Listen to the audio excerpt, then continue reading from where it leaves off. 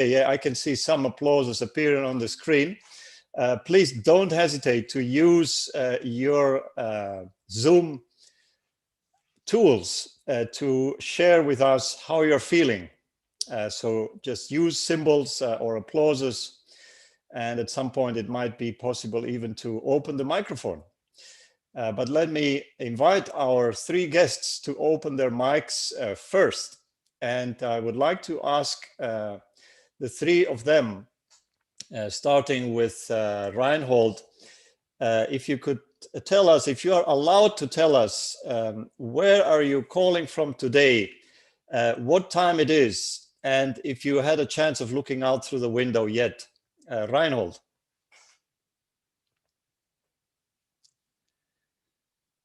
Your microphone, please. Yeah. Okay. Good morning, everyone. Mr. President, thanks for the kind introduction. And good morning to all over the world, as I can see. I'm in Cologne. The local time is 8 sharp, so we are on time, just like space missions should do. And I'm eager to interact with you, to answer your questions. I mean, my space flight is a little bit back. It's almost historic, but many of the things that we do today in space have, as you might see, have a long tradition, and I'm happy that this continues. Thank you, Reinhold. You're talking about your flight as being historic. Of course, every flight is historic, and we know that you flew in 1997. This was the Mir space station. And if anyone here speaks Russian, feel free to prepare your question in Russian, and you can exchange with Reinhold. I'm sure you still remember some of your Russian language from 1997, but of course you have interacted with the Russian space community for many years after that as well, because Reinhold, you have been a key member of the first the German Aerospace Agency and then the European Space Agency, where you have been part of the team that has designed and that has prepared the operations primarily of the International Space Station. So even if perhaps you were not there in person, you could describe the International Space Station as if you were born there.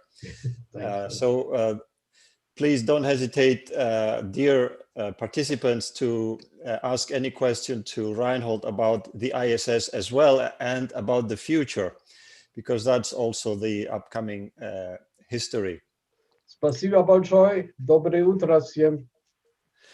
Доброе утро. Большое спасибо.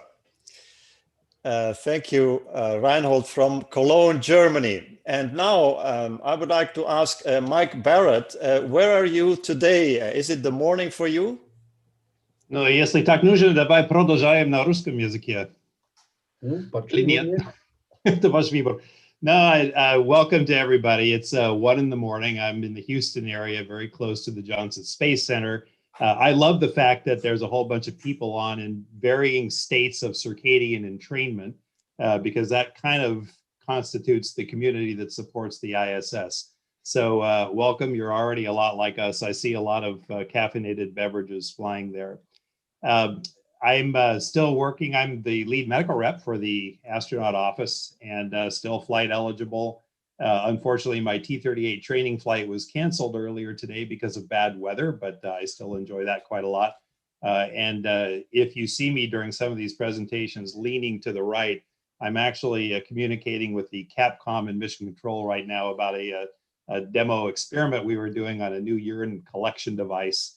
Doesn't sound very glamorous, but a very challenging issue in spaceflight. So that's where I am, JSC. It's been my home for nearly 30 years, and very happy to be with you all. Thank you, Mike, for being with us and also for sharing with us your experience of 2 historic flights with the ISS expeditions. You have flown in 2009 and then in 2011 again. With the space shuttle, but surprisingly, you also speak Russian, which is great. But let us talk about your Japanese language skills, Reinhold and Mike. It appears that both of you have been working and training in Japan. Now, which language did you use there? And we will test this in a moment with Takuya Onishi. So if I can ask Takuya now, please, can we call you Takuya-san? Is that okay? Sure, it's fine. Great. Hi, hello everybody. I'm not sure. So good morning or good afternoon, good evening, whatever applicable for you guys. I'm calling from a city which is called Tsukuba in Japan, where Japanese Space Agency has its own space center. So I'm working here as an active astronaut as well as active flight director for Japanese experiment module now. And I flew to space in 2016, and I'm very happy to share my experience with you guys. So looking forward to having this opportunity. Thank you very much, Takuya-san. And we already have a word of greetings in Japanese for you from one of the participants, Adele, who writes, Ohayo gozaimasu, if that is correct. Yes, it's correct. That means good morning. Now, can I ask you, Onishi-san, if you met Reinhold and Mike when they were in Japan, or maybe you were not at Tsukuba yet at the moment? When was that training? So when was that training? I don't think I was in Jackson at that moment. Wow, Reinhold-san, I think that might have been 2004, 2003, 2004, somewhere in there. It was a long time ago. I joined JAXA in 2009. So I was going to ask how old you would have been at that time, Tuck. 30-ish, maybe. Oh, you're still, you're young. Well, this is an intergenerational astronaut panel, which is great to see, in addition to being very international. So we're thrilled to have the three of you here. And we can see some other languages appearing on the chat from Bella. I'm not sure what language that is, but let's proceed with our timeline. And let me thank those who have prepared now a briefing on how you saw space back in your historic times. And we will see whether you saw the same space or whether it was a different place each time. Let us start with 1997, the Mir 97 expedition by Reinhold. If you are ready, we are ready. Yes, please roll the movie, and while the movie is showing what my flight was like, I can explain some of the details. So if you have the movie ready, please go ahead and show it. I am a learned physicist. I studied radio astronomy in university. And at that time, Germany undertook a couple of space lab missions with the American Space Shuttle, contributing to the experience that we had with the Space Shuttle. So I hope that you see the movie soon. And after 1990, we were able to engage with the Russian side. It was in one part a stabilization for the Russian program. On the other side, it was our chance to get to know space station better. And this led to an agreement that German astronauts from the United Germany would fly to the Russian Mir station. And when we came to Star City, the training place of the Russian cosmonauts, we met a lot of international friends, Austria and Japan. Even the first Japanese cosmonauts were learning at that time. And so we were a very close-knitted international community already at that time, in the middle of a Russian cosmonaut center. Very interesting experience, 1990. My flight, started 1995, was again training, and it took me to this place, which is Baikonur that you see here. The morning before the launch, the Soyuz rocket is rolled out from its integration building. You see the Soyuz rocket here with its escape tower and the signs of the mission. At that time, it was still a kind of Space Forces military undertaking. Today, it's civil, the engineers, but the way the Soyuz rocket is prepared for launch has been the same all over almost a couple of decades now. So it's erected on the launch pad. We, the astronauts, the cosmonauts, we can't see that because we are in a preparation facility locked in quarantine. So don't tell us about quarantine. We know how quarantine is handled. And I now see that the movie has stopped. I don't know whether you still see it running. This routine is something that is in a way very assuring.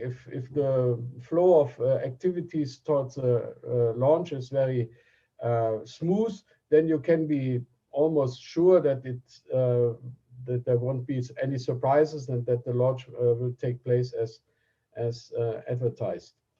So I'm not sure whether the movie is rolling. I only see it frozen in. Ankita, could you give me a hint whether we see the movie or whether it's frozen?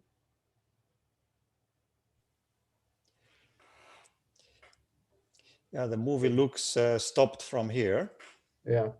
So the nice thing, and that is why I wanted to show the movie, is that Soyuz launches even today look the very same. I had the opportunity to be there in 2018, and the launch preparation was exactly at the time that we were there. It was the same bus taking the crew to the launch pad. It's called Zvezda, and the backup crew is taken in another bus, which is called Baikonur. It's not the same bus that took Yuri Gagarin. Probably they exchanged the model, but they keep the tradition of these little things that lead to a larger mission success. And this is very nice, and you feel reassured when you come into this rocket that you go into space.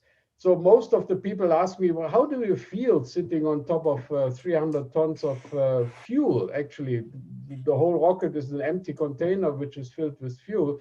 Well, at that very moment, you are concentrating on what you have learned. You're part of a technical machinery that takes place. And even if your learned profession is not an astronaut, the training takes you there to concentrate on the things that at hand. And you are with a crew. At that time, I was with two Russian friends, Vasily Tsipliev and Sasha Lazutkin. And you are not alone in this situation. You can look to your left, in my case, and you see them working through the procedures, and then you join in and feel very comfortable that now is the day to get into space. We had a lot of experiments that we wanted to do on the middle station. Well, the middle station at that time was certainly not equipped in a way that Space Lab had taught us with specialized machinery, and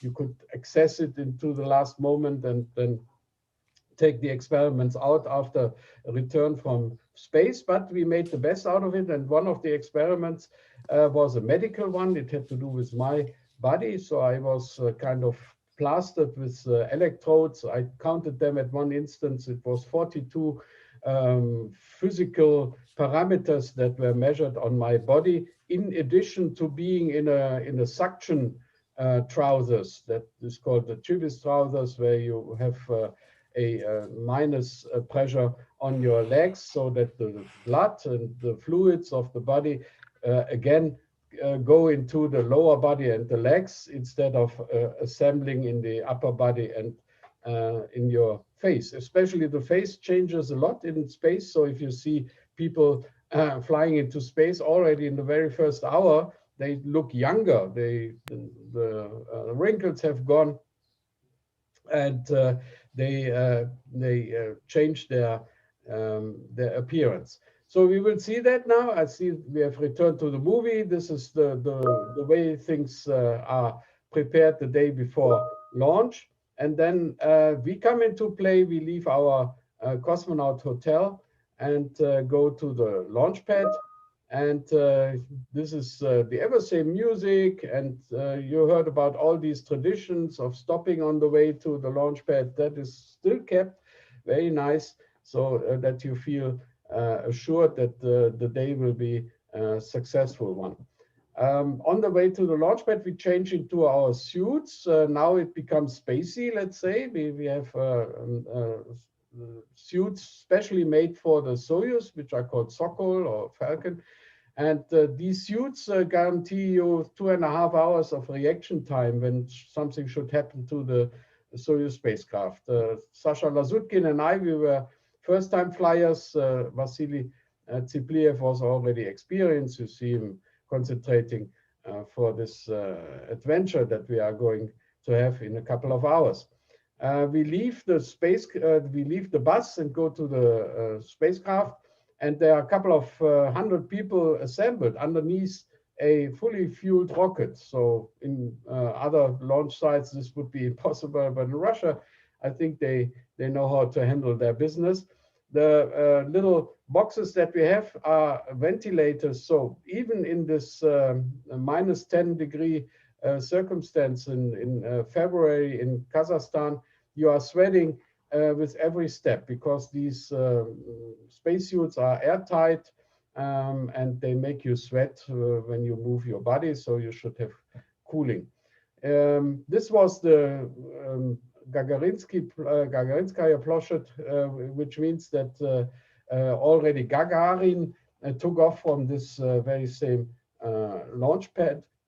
Well, I hope they exchanged the lift to the entrance hatch during the 50, 60 years that this has been passed. But it's very basic, let's say, but it does its job.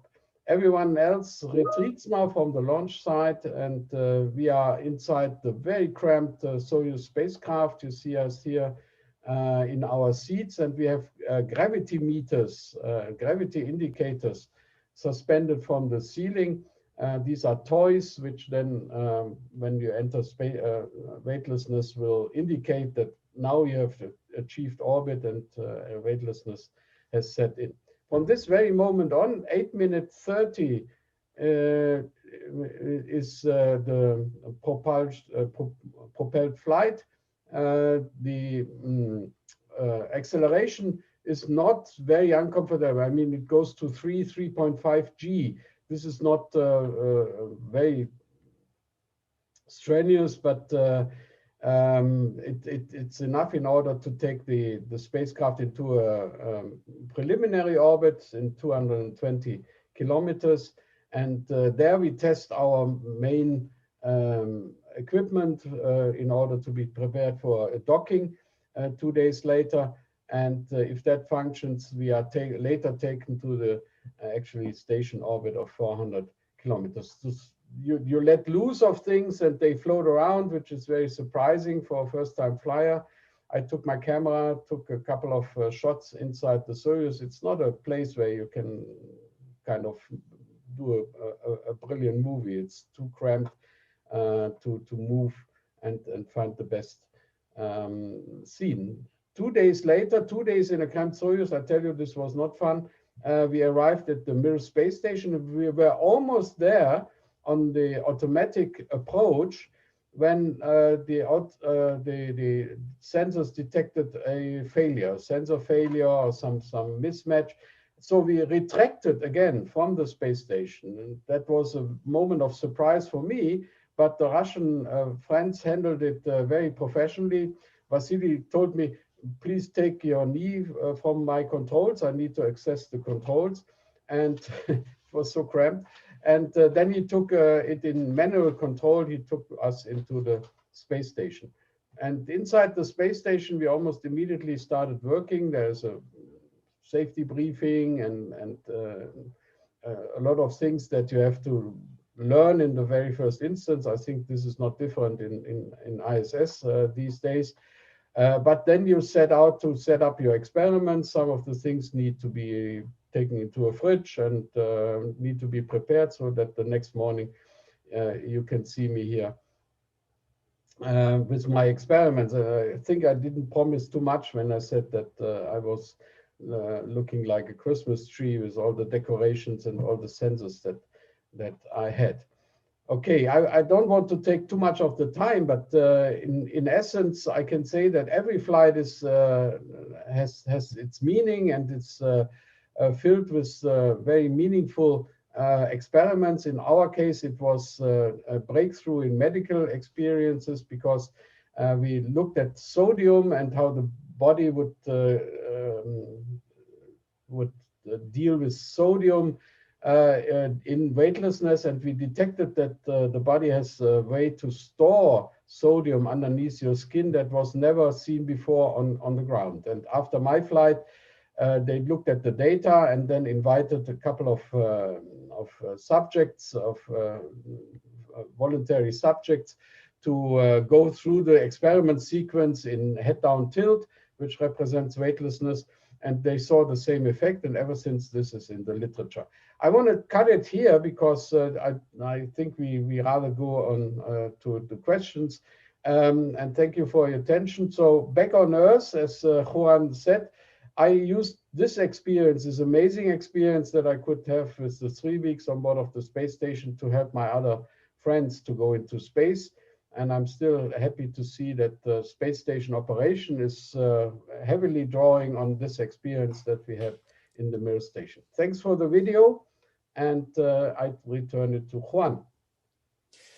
Dankeschön, Reinhold, for this wonderful historic report. And we can see indeed that you made history.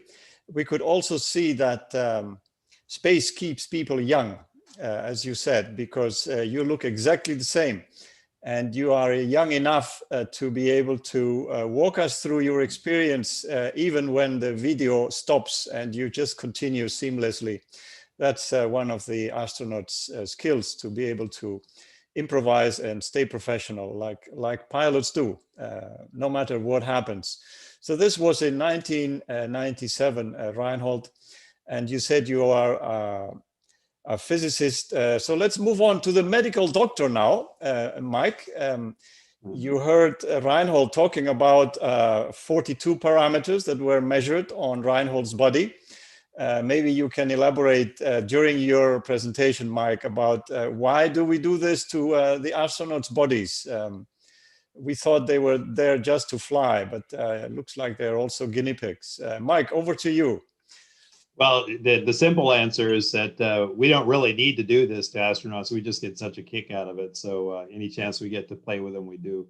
Actually, that sodium storage pool that Reinhold mentioned is really an amazing thing. It's one of several physiologic findings that we've made that is really quite unique, because when you take the dominant force of gravity away, you find things that you just otherwise wouldn't see on the ground, either because you weren't looking for them or because they were overwhelmed by the force of gravity and other things going on the planet. So it's really an amazing laboratory for looking at human physiology.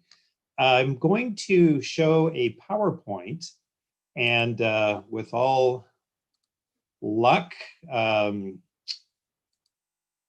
we go. With all luck, technology will serve the people and not the other way around. And let me go into presentation mode. And if someone could just give me a thumbs up that you see a title slide with a nice looking Orlan suit. Perfect, perfect. Okay, brilliant.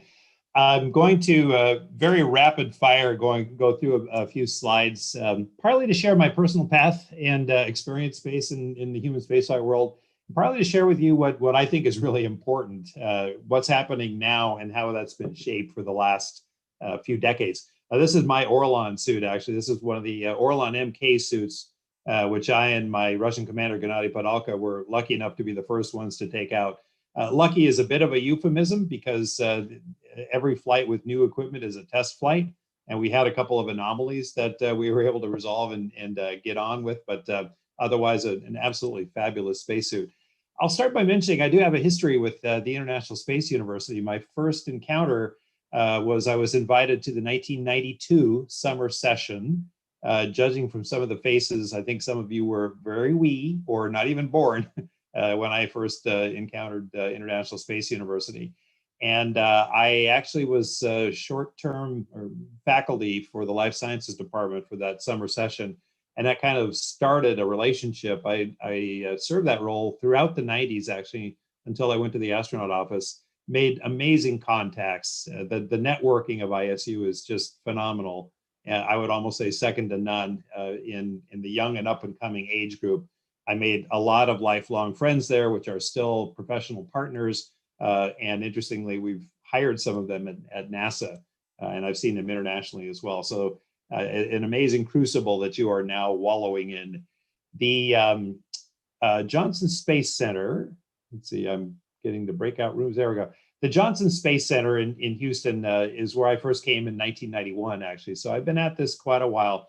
And I came as a flight surgeon. I'm going to close this breakout room window and nothing blew up. Okay, great. I came as a flight surgeon, having trained for many, many years in medicine, and my background was internal medicine and aerospace medicine. And one of the first things I got to do was start training or working with the Russian program. This is Norm Thagard on the left, myself, Peggy Whitson in the middle there, who's kind of become a legendary astronaut, and my friend Dave Ward. In the midst of this, I was the medical operations lead, and Dr. Whitson there was the science lead. And of course, Norm Thagard was our first crew member to fly long duration since the Skylab era. So this was a really big deal to us. This is the first time we actually docked and exchanged crew members between the shuttle and the Mir station. This was in 1995, and this is the shuttle Atlantis during the SHSSP21 mission. And I was actually certified as a flight controller in the Russian Flight Control Center in Sup in 1994 to be able to support this mission. These images were very powerful. You know, by this time we had all worked together, and I had supported this crew. They had trained together, the shuttle crew and the Russian crew.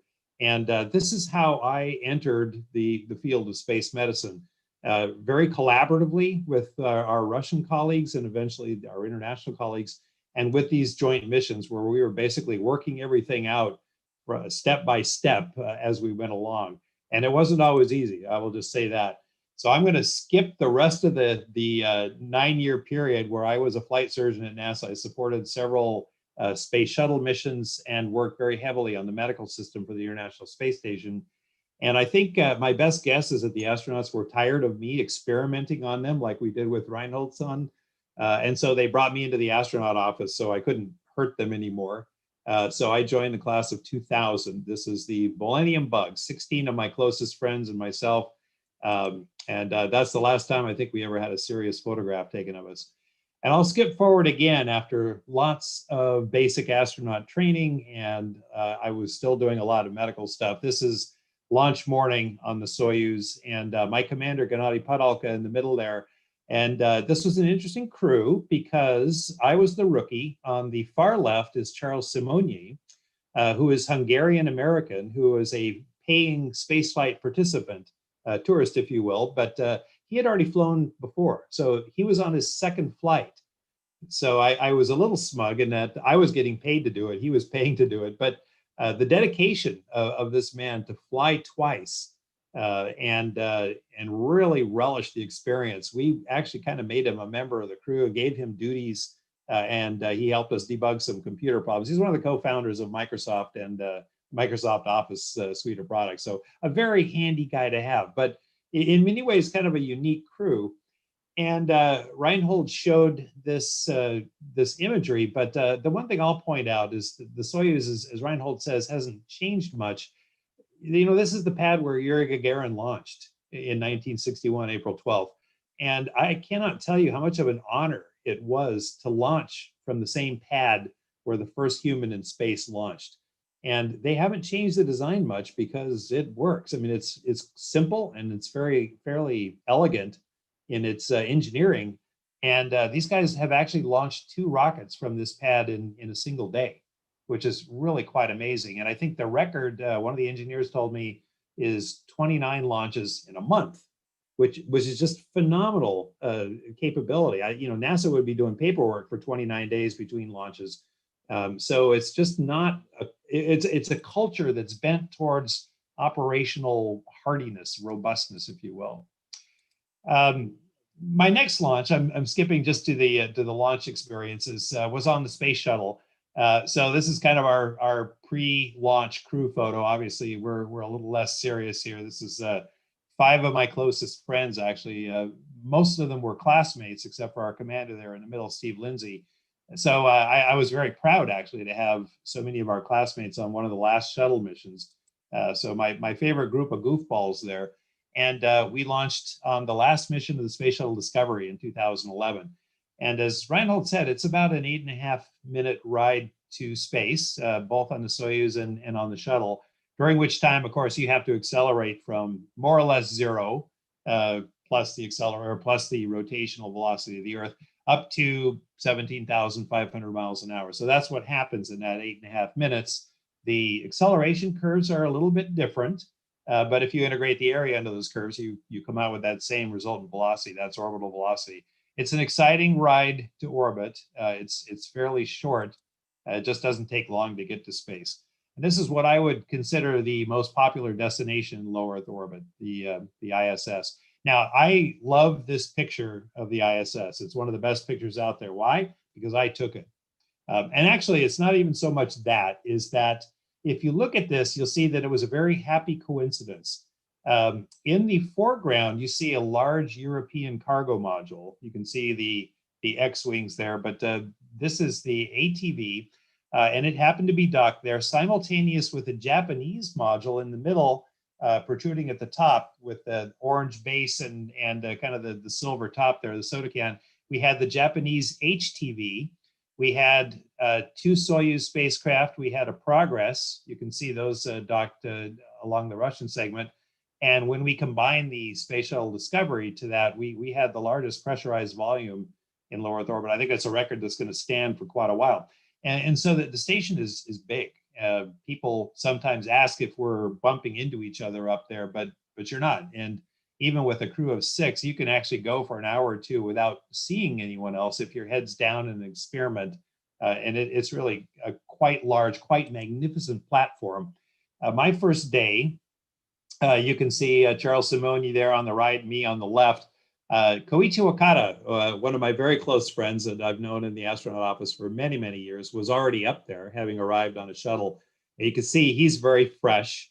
We had just spent 2 days in the Soyuz, but most notably, if you look at my right hand there, I'm gripping that handrail. And if you zoomed in, you'll see white knuckles because you feel like you're falling in every direction. I've got my feet under foot rails and I'm holding on to Koichi very tight. Just because I'm new to zero gravity, I'm now in a big volume and I don't feel controlled. Fast forward a few months, this is kind of what we devolve into. You can see, well, first of all, my hair is a little bit longer and maybe a little more disheveled. I actually wrote an article on this called Cosmopithecus because it's just kind of who we become up there, but I'm barely holding on. I'm very comfortable in the middle of a module with minimal restraint. I'm kind of showing this zero-G posture. I've got things that I need for my work attached to Velcro pads on my legs. And this is kind of what we start to look like. There's a set of behaviors and strategies that you form that just make you really good for zero gravity. And above all, the station is a science platform. And, you know, that's really why we're there. We maintain it, we build it, certainly, but the main function is putting out the science and making use of that unique environment we have with zero gravity, which we do. And I noticed that Reinhold actually had to give a little bit of blood as well. We all did at least once a month and sometimes 2 or 3 times a month.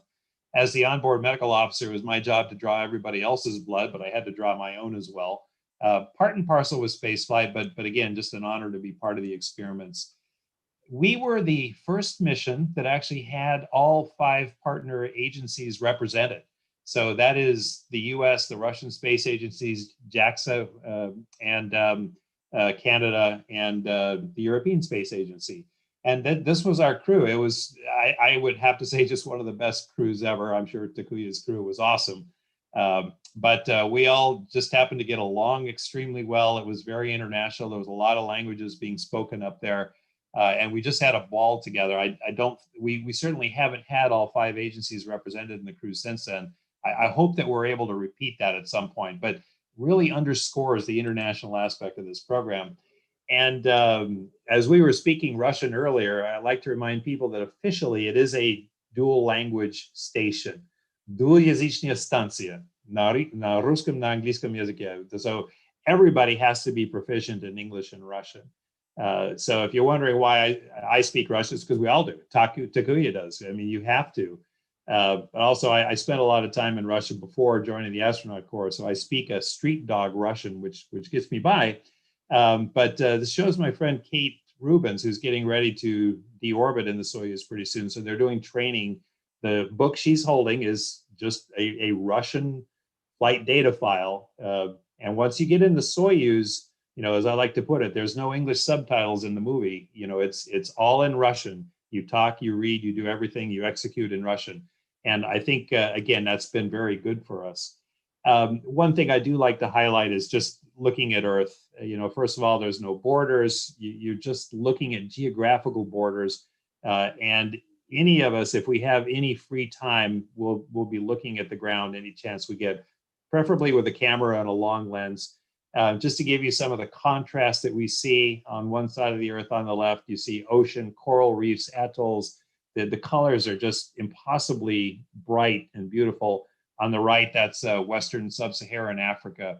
It's a very powerful platform for Earth observation, both for things that you plan, and in this case, something we didn't plan. So this is a volcano that we absolutely accidentally flew over on Saryachev Peak in the Kuril Islands. We actually reported this event. Nobody had seen it yet, but you can see this volcano had basically exploded. The white steam cloud in the top is what's left of the crater lake at the top of this volcano. You can see a pyroclastic avalanche down there at the bottom, the ash flow. It punched a hole in the cloud deck. And it just so happened that Koichi and Gennady and I were sitting around the portal in the Russian segment with long lenses because we were hoping to photograph Tokyo, and Tokyo was clouded over.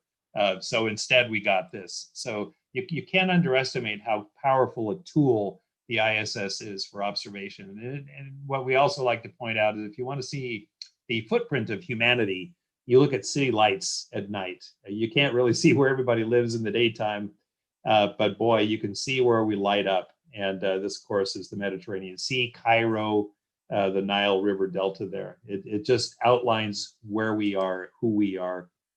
If you're lucky, you get to do a spacewalk or two, and this is that Orlan suit. That's me on the left, Gennady on the right. Just a fabulous experience, which in and of itself could take a long time to describe, but one of the most amazing things ever. At the end of the flight, you come down, you scream through the atmosphere and dissipate all that velocity, that 17,500 miles an hour, turns into just a vertical drop velocity. And it only takes you about 7.5 minutes or so to shed that velocity in the atmosphere. And you hit the ground after a descent on a single chute with soft landing engines. That's what's happening in the middle there. They fire. We call them soft landing engines. There is nothing soft about that landing. Reinhold and Takuya both know that, no matter what they say. But it's an ingenious system that is light and very functional and has been extremely robust and reliable for decades. The Soyuz is by far the most reliable human carrier, and it'll be a while before that record is broken, if ever. Landing day, it was about maybe 8 degrees Celsius or so, just fresh, crisp air. For me, it was strange to hear voices of other people, not my crewmates. I had to get used to that, but it was good to smell grass and dirt, and that was kind of fun. Now, I'm not going to expound on any of this except to say that how the human reacts and adapts to zero gravity is one of the most amazing aspects of spaceflight. We have a fairly good idea of what happens, how it happens. We have no idea why it happens, why we can adapt and become zero gravity creatures and actually function reasonably well and that in spite of the fact that every system in the body changes. We're still learning. There's still big surprises out there, but this kind of goes over some of the big changes that we see. Normally, I teach an 8-hour course on spaceflight adaptive physiology, so believe me, I'm massively shortening it here. And should you care to know more, I also want you to understand that this is a fairly well-developed discipline, that it is a medical specialty. It's part of aerospace medicine, which is what we would call a certified specialty. And there is a well-developed literature base and research community that feeds it. So these are some of the textbooks that are out there. The one on top is mine, but it's only on top because it's the most recent. We released in December of last year. And obviously some of these other ones are going to be releasing new editions soon as well. I'm going to wrap up by just highlighting what I think are the two big revolutions in spaceflight. Now, to me, they are, because this has all happened since I've come to the space program. To a lot of you guys who look very young, again, this is kind of your norm. This is what you're coming into. But I want you to appreciate how we got here. So that being internationalization, commercialization. In the 70s, 1975, we flew the Apollo-Soyuz test flight together. And this was during the height of the Cold War. So we were seeing all of a sudden in the press images of US astronauts and Russian cosmonauts in Red Square. And as a teenager, you cannot imagine how powerful these images were, because our biggest fear at the time was nuclear attack from Russia. That's just what we grew up with. And all of a sudden, this put a face, this humanized the Russian people for a lot of us, because there was no other channel into this population. Another incredibly powerful image, Deke Slayton and Alexei Leonov on the right there as they met in space. And I think this recalibrated a lot of thinking, certainly a lot of impressionable younger folks such as myself, as to what the possibilities really were. So here are two kind of complementary photos. In the upper left, the Apollo-Soyuz crew breaking bread together, sharing a meal. In the lower right, this is my crew, where we actually had a visiting shuttle mission at the time, but all those countries represented, and all sitting around the table, telling probably the same bad jokes, complaining about management, talking about hardware that works and doesn't work. But wow, what powerful imagery that has been. And in both of these cases, you have to understand that there are hundreds, if not a few thousand people on the ground that also have to work together. The space program has become a forcing function for that. And one of the best examples was the day that we caught the first Japanese HTV. So here you have Frank Davina on the left, Bob Thirsk on the right, and Nicole Stott. Here you had a Belgian and an American using a Canadian arm to capture a Japanese module, dock it to an Italian node on a station commanded by a Russian.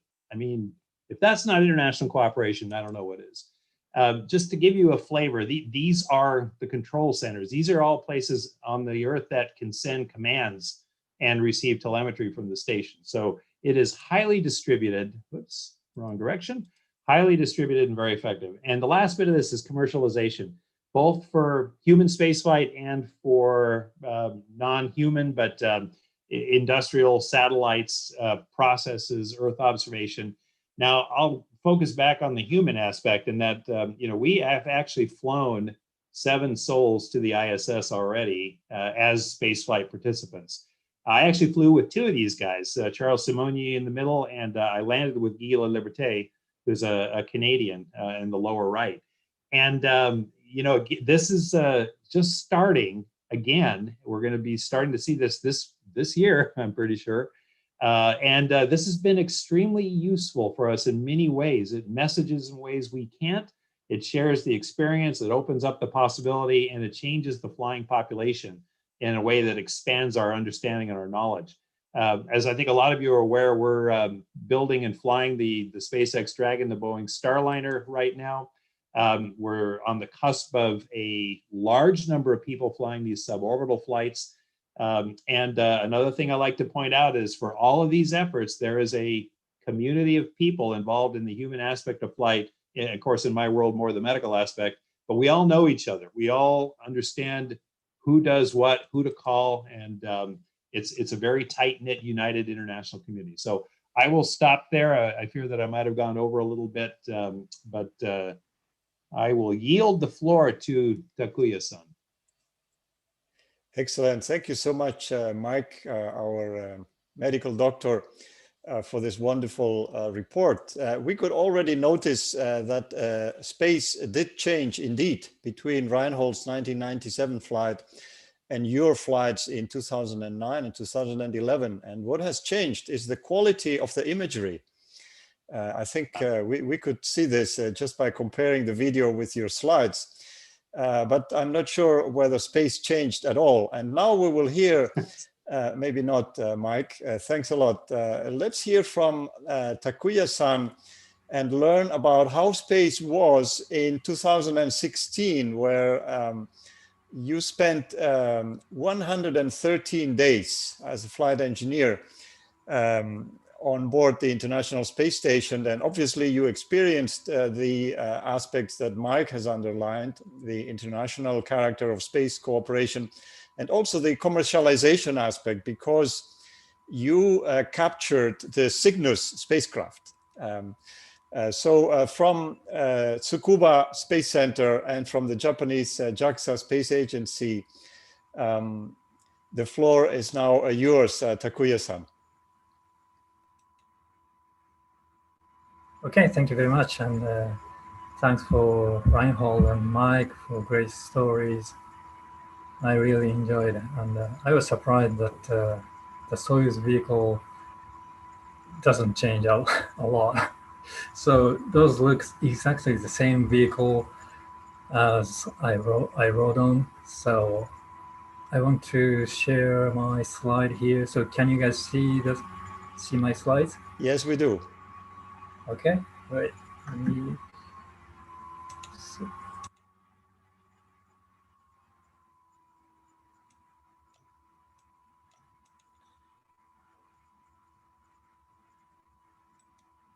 Let's see.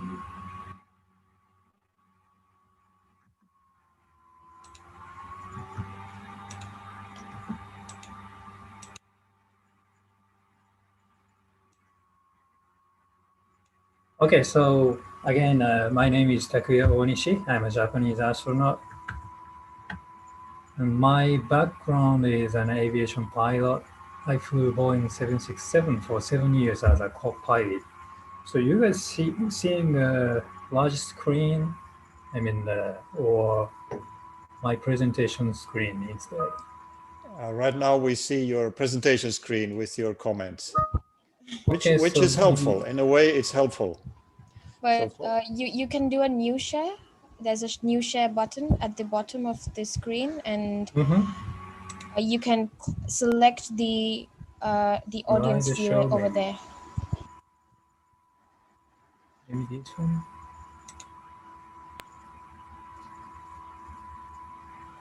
Yeah, full screen now. Excellent. Amazing.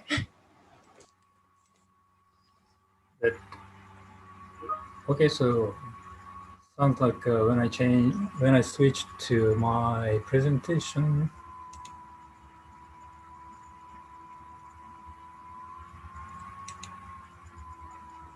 So still you guys are seeing my presenter window, right? Yes, right now we do. I'm not sure how I can change it.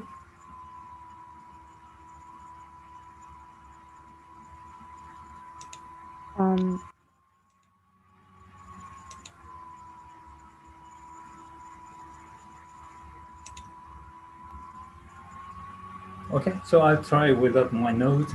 So my background is aviation pilot. So I flew this Boeing 767 for 7 years as a co-pilot.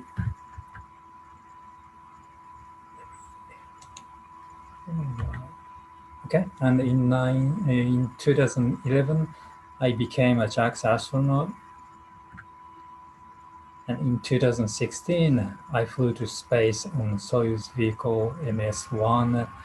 So I'd like to share my story, my experiences in space at this moment.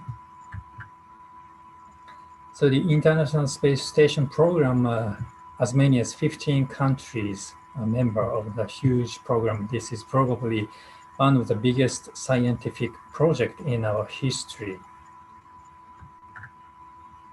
And this is a good example of international cooperation. This is the prime and backup crew for Soyuz MS-1. So there are 2 US astronauts, 2 Russian cosmonauts, and 1 French astronaut, and 1 Japanese astronaut. So we worked together, and we also worked with many control centers all over the world. This is a current image of the International Space Station. Its size often is compared to a size of a soccer field. It's huge, but the volume where astronauts can live is relatively small. So as you can see, there are a couple of modules in the center of the image, and those modules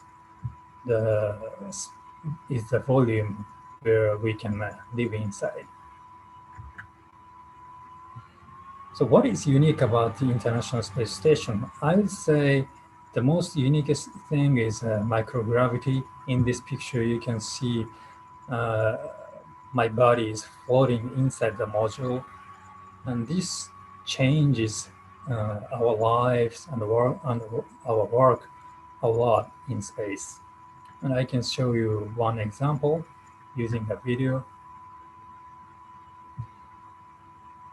So this is an example how one of the most mundane activities, like opening a bag, changes under microgravity. So here I have one large bag, which contains a lot of packing materials. So if you open the bag not carefully, everything inside the bag tries to getting out of the bag right away.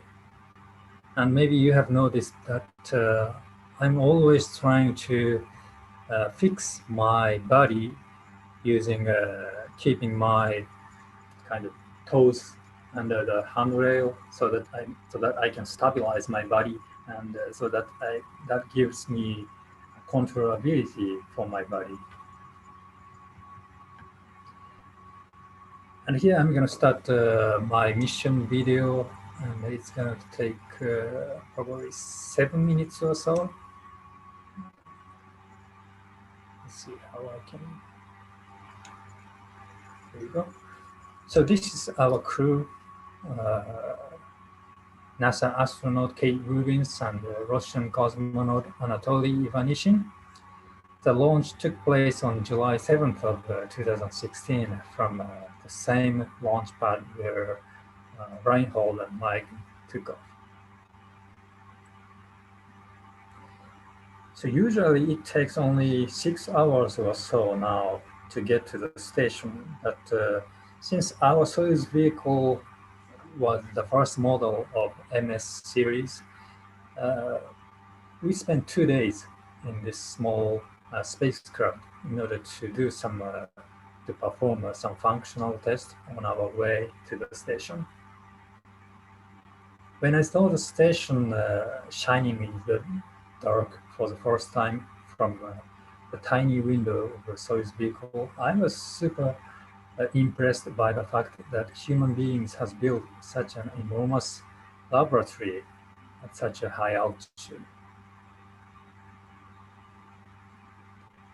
And when we got there, our 3 crewmates were waiting for us and welcoming us on board the station.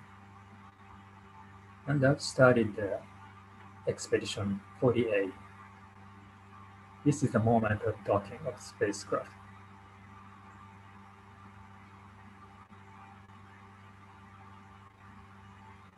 So using the characteristics of microgravity, we performed a lot of scientific experiments, like this one, mouse epigenetics research, biological experiments, materials science, and this one is a combustion experiment.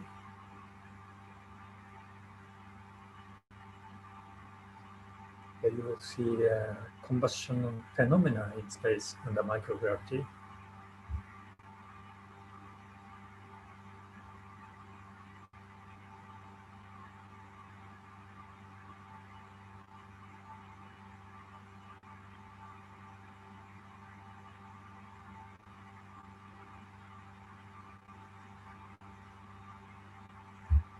And we also deployed some small satellites. It's called the Cubesat from a Japanese experiment module using our own airlock and robotics arm.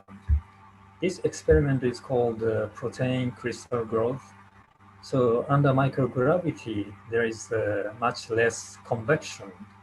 So that means we can get much clearer or much more beautiful crystals of protein under microgravity, and we return those samples to the ground in order to analyze them. This is a medical experiment. So in order to create new medicine, we brought some proteins that causes some diseases and analyzed those structures of proteins in order to create new medicine. So it's like checking the exact shape of a keyhole in order to make an appropriate key. And also this one is called electrostatic levitation furnace. It's a material science experiment. I really enjoyed performing those experiments with the help of ground specialists and researchers.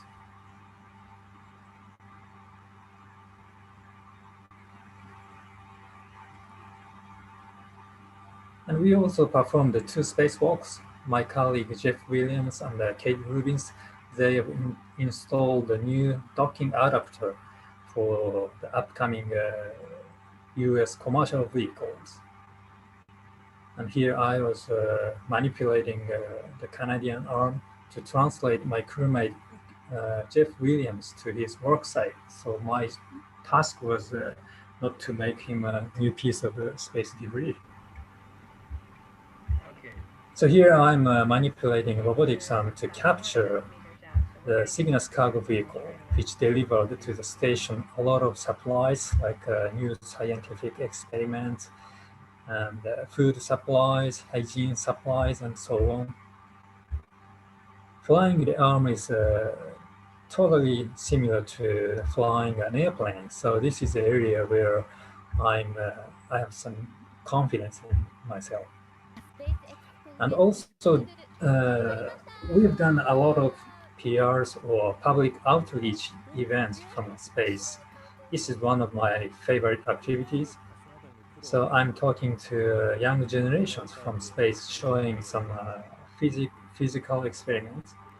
The white ball is milk and the brown ball is coffee. So this is making a space cafe au lait. I think this is one of the probably the most expensive cafe au lait in our history. So of course, I couldn't help tasting it.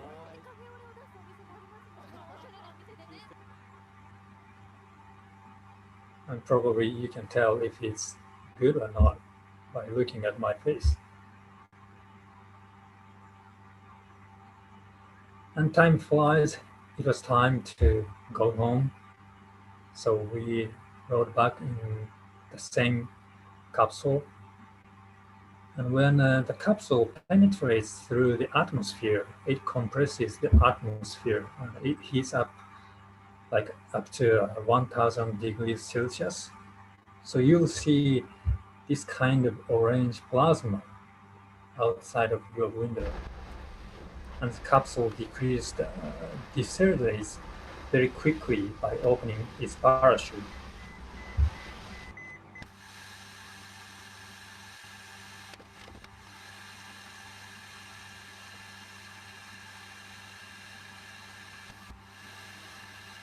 And once the capsule gets stabilized under the parachute, finally the descent becomes very smoothly and steadily. And here comes the moment, what is called a soft landing, as Mike mentioned.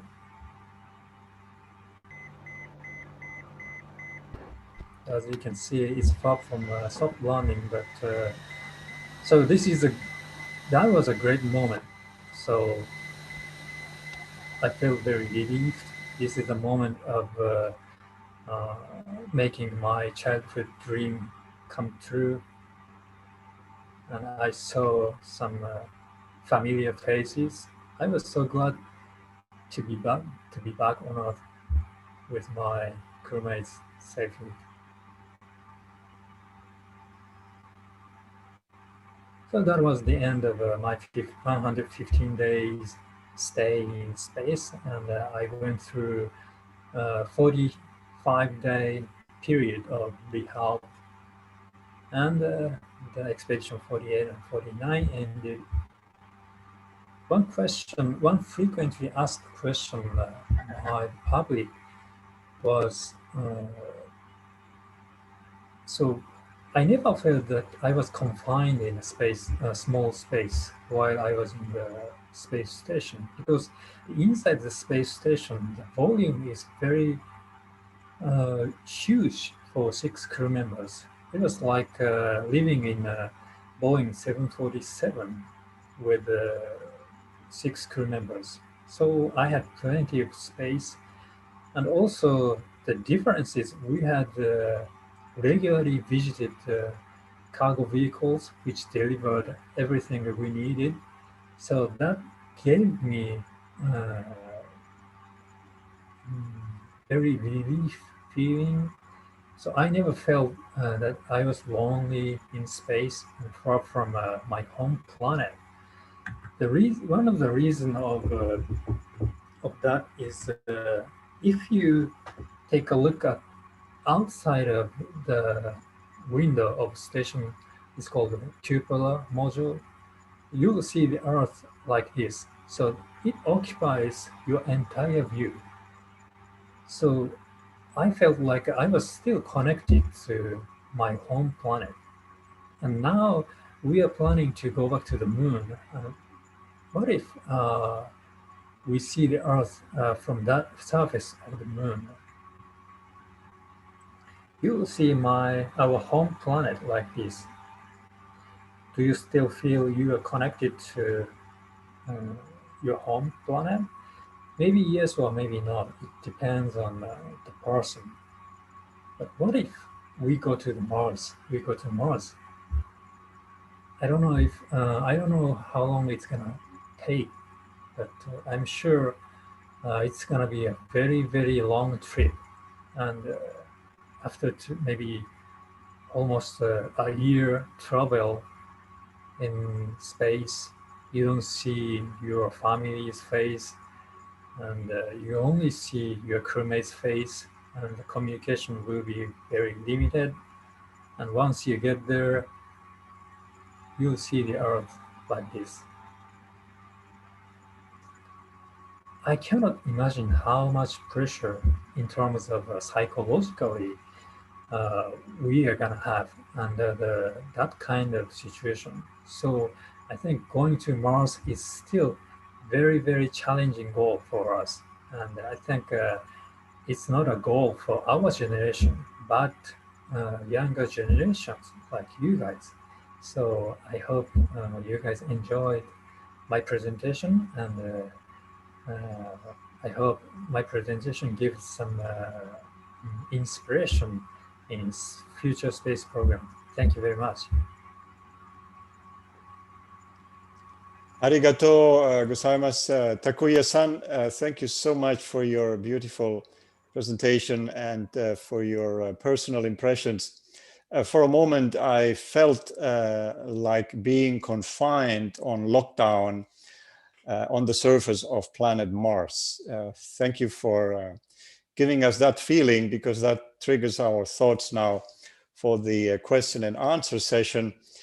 But before we launch the special tool called Poll Everywhere, that hopefully we will see in a moment with the most voted questions that are coming from the class of the Southern Hemisphere Space Studies Program team here, I would like to take a moment to thank those who have made this session possible. In addition to our three guests, I would like to mention the crucial help by NASA colleague Kenol Jules from JSC, who has been instrumental in contacting some of the speakers, and obviously the support team that is making sure we have a comfortable auditorium and that everything works.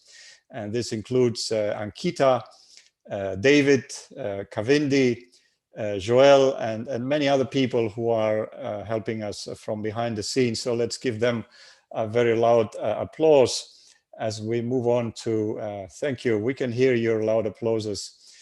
Thank you, everyone, for this international and interdisciplinary team effort for this beautiful session today.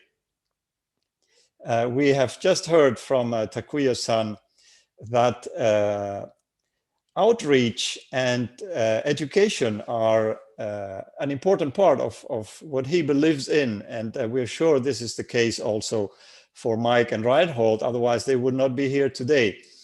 So maybe we can tackle the first topic we wanted to discuss here, which is space education and outreach. And there is a recent piece of news in this field that comes from your colleague, Andy Thomas. And I think you all know him. If not in person, you know that Andy is a NASA astronaut who has his roots in Adelaide, Australia.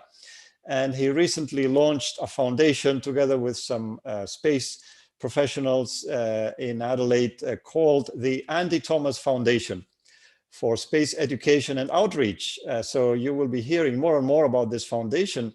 Maybe I could ask Takuya-san and Reinhold and Mike to share with us briefly, why do you think space is especially useful to inspire the youth?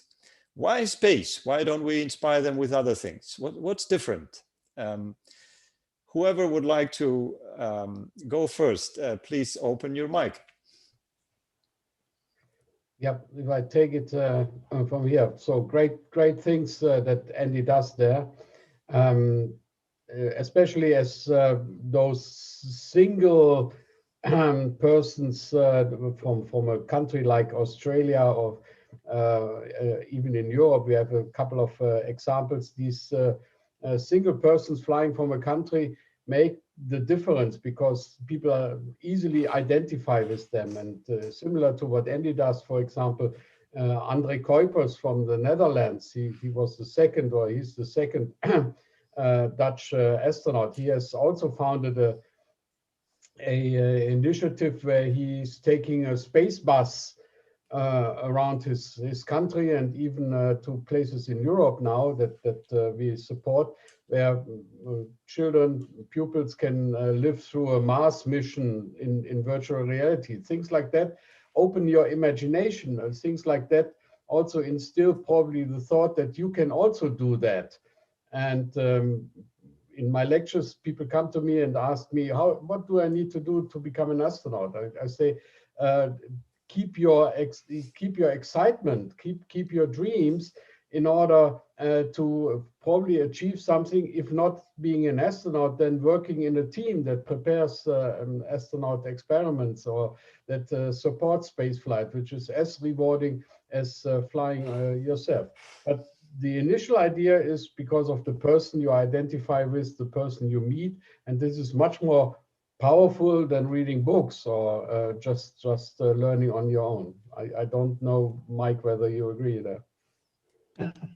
No, I absolutely agree. I do have to highlight Andy Thomas a little bit. He is a good friend of mine, and some people may be aware that Australia actually just started a space agency and has been wanting to get more involved in human spaceflight. And so this is really a perfect time for that.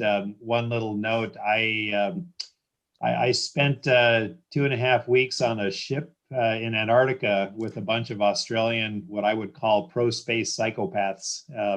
We decided to have a medical conference with a space medicine theme on it. And one of my Australian colleagues said, yeah, we'll get a bunch of doctors and we'll fill this ship. I said, you'll never fill this ship. I mean, how many people want to learn about space medicine? They filled it in 6 weeks, and it was really quite an amazing thing. So Australians are rapidly interested, I can tell you that. As far as outreach goes, everything Reinhold said is absolutely true. I'll just say why it's important. Very practically, wow, we have a lot of existential threats to our civilization, whether they be global warming or medical things like pandemics or geopolitical. All of these have spaceflight intersections. Whether it be Earth observation, learning about our climate, the solutions we have are global, and they will always include spaceflight assets and solution sets. And so it's a very practical, very survival-oriented impetus for us to message why space is important for us. I'll put the serious stuff aside there and then just say that it is a very inspirational thing. It causes people from different cultures and different philosophies and different languages to come together and work. I find that, again, very stabilizing, certainly in the current geopolitical climate. And, I think for those reasons, it's practical, it's inspiring, it's just the right thing to do. Right. Maybe from Takuya's perspective, we are sure that your Café au lait experiment made a lot of followers and they wanted to learn more from you. Could you share a bit more of your experience with space outreach and how do you do that after your return from the ISS? Takuya-san. I did a lot of PRs after my flight, and especially I enjoyed talking with the kids. And when I talked to them, their eyes were shining. I could tell they were so much interested in not only space, but also in science in general. So keep developing our technology is one of the greatest characteristics of our nature as a species. So in order to encourage young kids to get interested in science, I think space is one of the most good entrances. So that is why I think doing public outreaches using space program is a very good way. Yes, indeed. We see that listening to the three of you, space is indeed inspiring to virtually anyone down here on Earth. And it has inspired humanity since as long as we know of human history. And some of the lectures at the Southern Hemisphere program tackle precisely this, how the earlier civilizations have been fascinated by space and have been observing and trying to learn and to interpret the stars. You have also, all three of you mentioned observing the Earth from up there, whether it is for the beauty or the leisure or the science and the knowledge. So I would like to introduce the topic of this year's team project that the 33 participants are already working on, which is space and bushfires.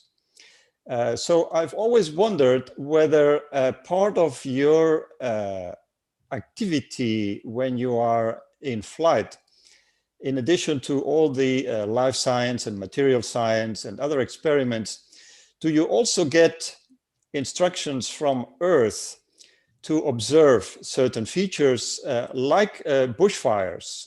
Do you get an order, okay, this day at this time you will be taking pictures of this place? Does it happen this way? And if yes, what is your experience with bushfires? There are at least 33 people highly interested in hearing your answers. Let me see who opens the mic first. Mike? Well, Yes. I'll actually, photographing fires was a big thing during my flight because I'm from the Pacific Northwest of the US. And during that summer of 2009, we had a lot of really bad fires up there. A lot of the old growth forest was burning. And you get a perspective both in flying over the fire and seeing the local destruction. And you also get the appreciation for how wide the plume is, how far downrange it goes. And eventually you can see local atmospheric changes of the smoke and particulates. So absolutely, it's been a very important thing to us. Australia has had a lot of very bad bushfires, but that is happening in much of the world now, and in particular the west coast of the US. We do get a list of targets, Earth observation targets, every morning that are targets of opportunity that our ground team assesses are good weather windows, meaning if the weather is forecast to be good and it's a target of interest, they will tell us the time and where in relation to the track of the station that will be, and suggestions on what equipment to use. And Takuya-san, you were up there most recently. I would imagine that you did a lot of that. Yes, I think, yeah, you are right. We've got a lot of directions or requests from the ground while we were there to shoot those kinds of natural disasters. So bushfires were very easy to locate because it's a significant change in landscape. And our images, I hope those were quickly sent to those countries or those areas so that they can evaluate how serious the situation was and how widely the bushfires spread it out.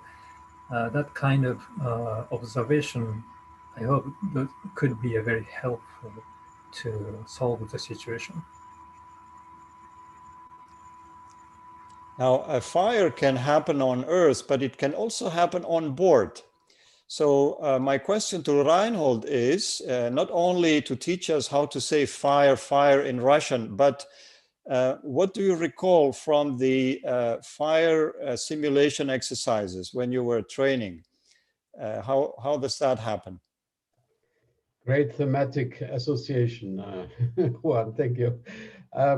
Honestly, to come back to the photography question, I mean, the one thing I would do in my second flight better is leave out the camera and the apparatus and look with your own eyes. I felt obliged with the simple means that we had on Mir Station to document what I was seeing.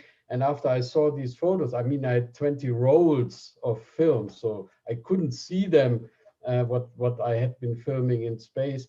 And I was disappointed.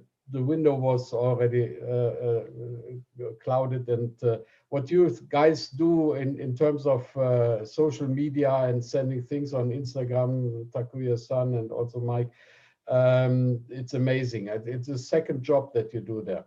Well, our job also is to prepare for emergencies, and one of the emergencies you prepare for is what do you do in case of a fire on board of the station? I mean, there shouldn't be any fire on board of the station because all the materials are fireproof, and you have kind of warnings that hot surfaces would inside something, but it still happened in our case because we had to have additional oxygen from cartridges that size that contain chemically bound oxygen, and there's oxygen and there's something to burn, and this made our fire possible.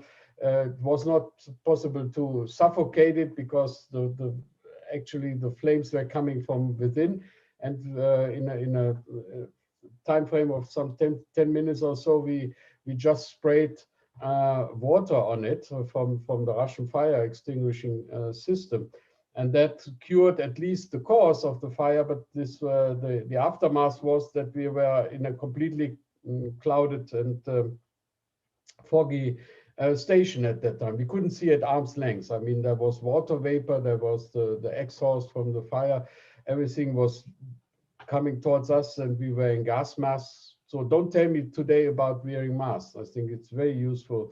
I have been 2 days flying around in a surgical mask in order to avoid objects coming into my lungs after this fire.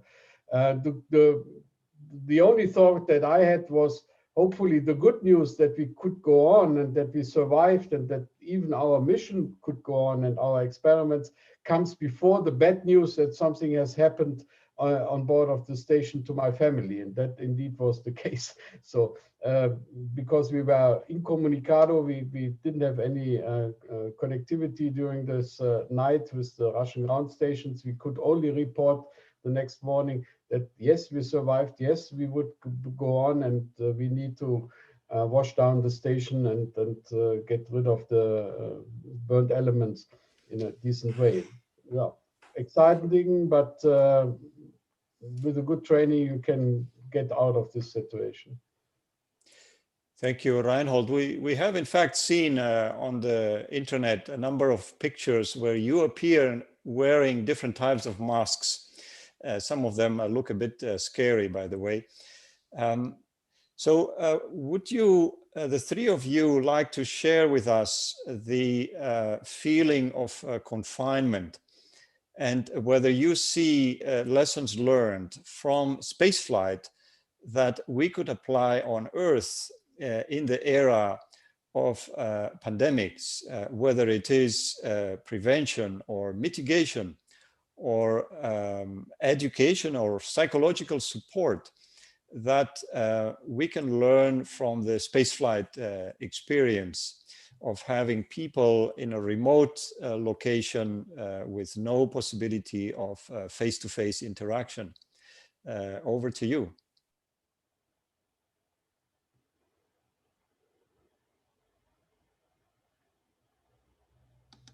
Well, I don't want to start all the time, but I can start here.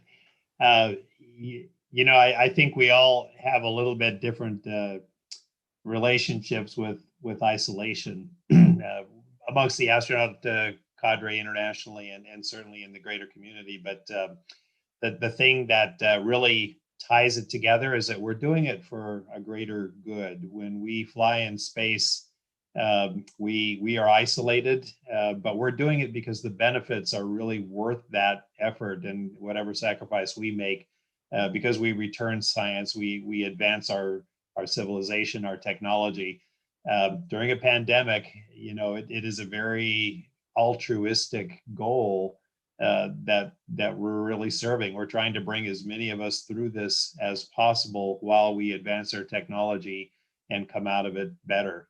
So it's, again, for the same reason, the benefits far outweigh the trouble for us. Not that the trouble is easy by any stretch of the imagination, but it probably brings all of the world into one aspect of flying in space or any remote exploration venue to that kind of similar mindset. And again, hopefully we'll all come out better for it.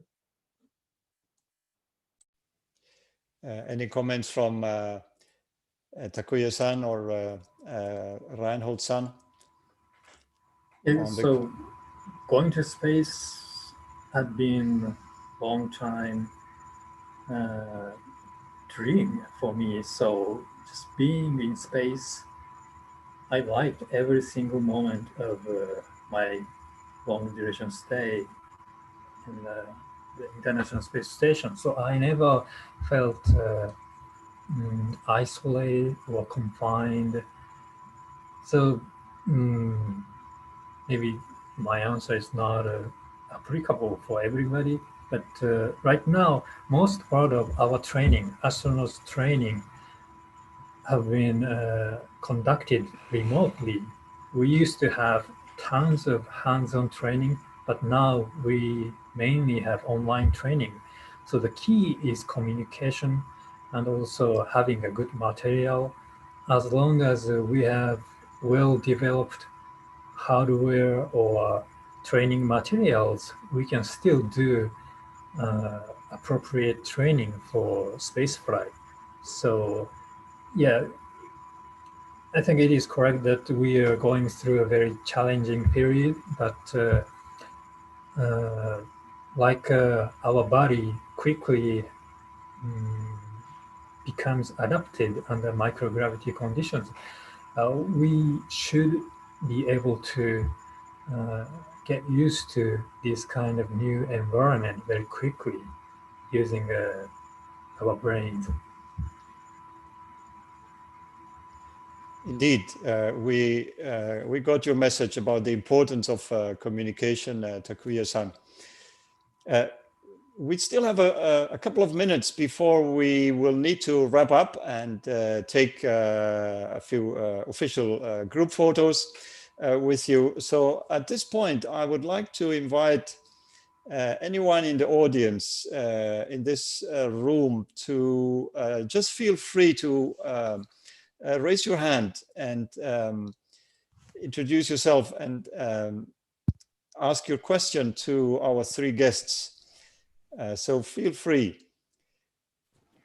So the first question we have is by Darsh. So feel free to ask your question, the T-0 question. Go ahead. Yep, sure thing. So I'm Darshan.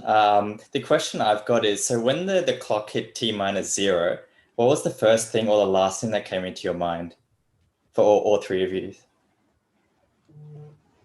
That's very easy. Don't mess it up now. Let it go. I mean, you don't have a lot to do in the Soyuz, and even less to do in the Crew Dragon, as I understand, because now it's up to the launch vehicle. We have, in the Soyuz, at my time, we had one indicator saying the launch vehicle failed. And if this indicator comes up, you know it's a short ride. You will be back to Earth sooner than you wish for. So we were actually looking at this indicator, and we could do nothing. I mean, everything, you can switch displays and you can look into your procedures and try to make sense of what is happening outside. But the rocket does its job, and once that's finished, your task starts. Thank you. So if I could ask now Takuya-san and Mike-san to try to answer that same question and wrap it up with your concluding message that you would like to share with us. Maybe Reinhold, do you have any concluding message from your side? Go first, Mike, and yeah. Okay. Mike. Well, okay, I'll just very briefly on that T0 thing. You know, the Soyuz is a fairly gentle liftoff.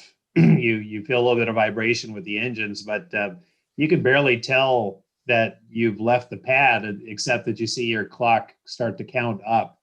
That was my first launch. Now, contrast that with the space shuttle, where it is like a house in a storm as the engines start to spool up, and suddenly, when those solids light, it is literally like a giant has come, picked up your house, kicked it hard in the bum, and hurled it into space. And so T0 in that thing, you know, in the Soyuz, T0 is, oh, look, the count's going up.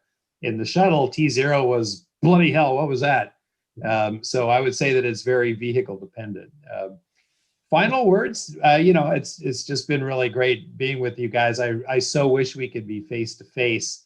The main thing is obviously you passed through a filter. You're interested here, and we're really glad for your interest. I hope that really continues to nurture. Remember the human. Remember the human body in space. Think about us. Think about the physiology that changes. It is a brand new physiology.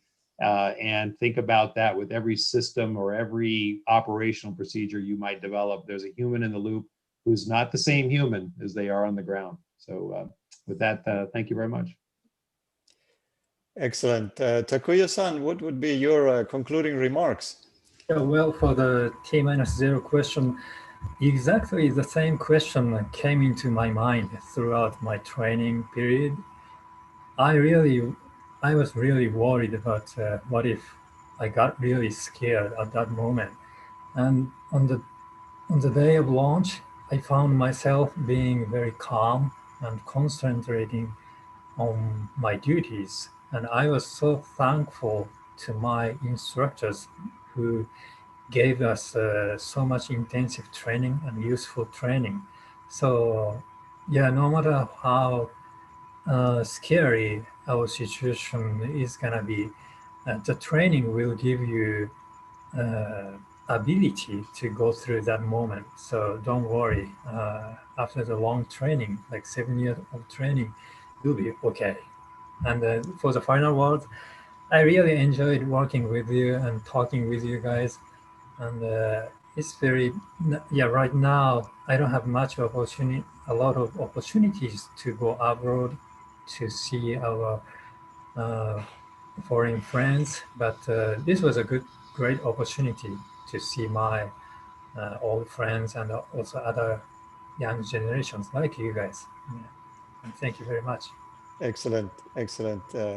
Arigatou gozaimasu. Thank you so much to the three space agencies as well, JAXA, NASA, and ESA. Even if Reinhold has 1 foot outside of ESA already, what would be your concluding words, Reinhold? So the experience that we all share, Cubesat, Mike and I, and then 500 something other individuals on Earth, is too good to not tell about it. And that is exactly what we are doing this morning or this night or this evening here. We want to inspire you because we had the privilege of taking a risk, yes, but getting rich reward from taking this risk. And we still think that the risk and the reward are well balanced. So you may come to also decisions in your life where you have to take a risk, but think of the possibilities after taking the risk of enriching your life, and that will carry you through moments of doubt. And this is the message that astronauts can give. We are not the heroes, we are common people that face a certain challenge, have overcome the challenge, and now encourage you to go the same way. Thank you so much again. And even if you believe you are common people, we still would like to take a photo with you. And while we get ready for the photo, I would like to really, in the name of the two host universities, the University of South Australia, represented here by Dr. A.D. James, the program co-director, and his colleagues, and also in the name of the International Space University, a big thank you to you for your time, your availability, and we hope we stay in touch with you. I would like to give the floor now to the ISU program director, Göktuğ, who will tell us about the next public event coming up. And please stay online for the photo immediately after that. Over to you, Göktuğ. Thank you very much, Juan. And thank you indeed very much, Mike, Reinhold, and Takuya-san for joining us today. It was a fantastic event, and it was our first public event of this year's SHSSP21. So coming up next, we have more public events as we normally have as part of this program. And the next event, which will be also publicly be available over our YouTube channel, similar to this one, is next Wednesday. So the Wednesday, January 27, we will be hosting a fantastic astrobiology event here on this channel. So Dr. Charlie Line-Weaver will be joining us from Australia. And I can just say, don't miss it. There are more events to come, but generally there will be one public event per week throughout the program. So with that, I would like to once again thank you all the astronauts, but also Juan, thank you very much for the moderation of this event. Back to you from ISU Mission Operations. Okay, yeah, thanks, Göktuğ. Where are you right now exactly? I'm currently located at our SHSSP Mission Control Strasbourg. So this is where we are conducting the operations normally on site, Strasbourg, France.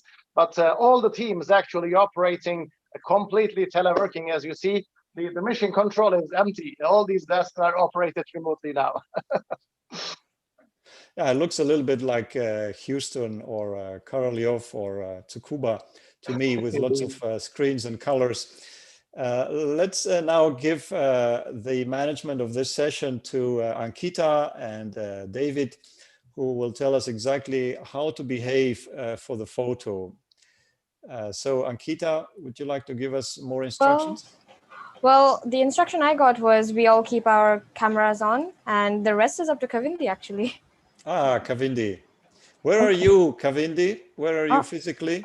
I'm in Strasbourg. Yes, so as Good GT place. said, if we had people, we would have all been in the mission control today, but I'm remotely working. So everybody get ready, and I will take a couple of pictures. Just keep looking at your camera and smile.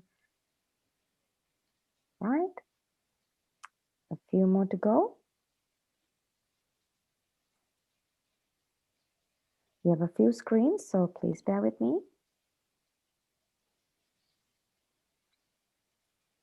All right, thank you very much. Excellent. Stay in touch and join us again for the astrobiology session next week. Have an excellent weekend, everybody.